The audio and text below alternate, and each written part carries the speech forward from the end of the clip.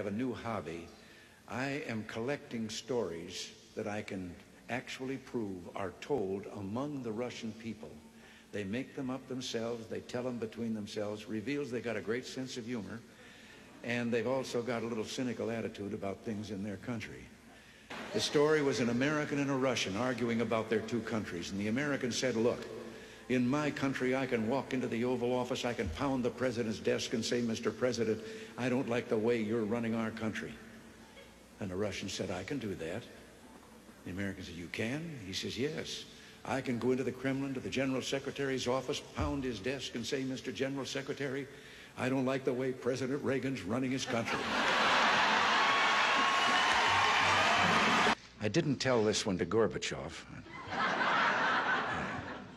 You know, there's a 10-year delay in the Soviet Union of delivery of an automobile.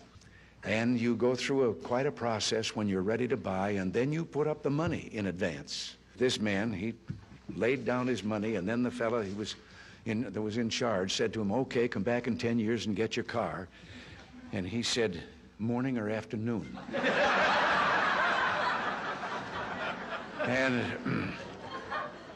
And the fellow behind the counter said, well, 10 years from now, what difference does it make?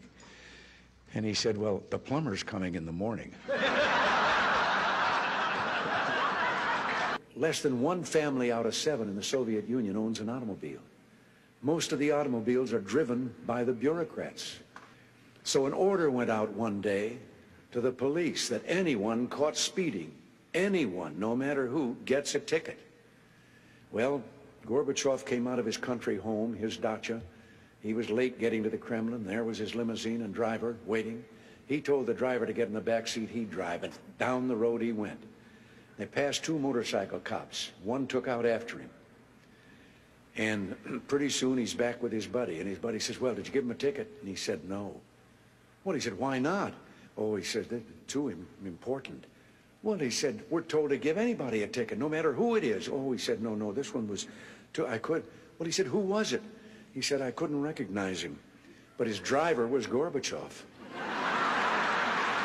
One of the heads of state that I met with on this visit told me the story about the 2 fellows in the Soviet Union that were walking down the street, and the one of them says, have we really achieved full communism? Is this it? Is this now full communism? And the other one said, oh, hell no, things are going to get a lot worse.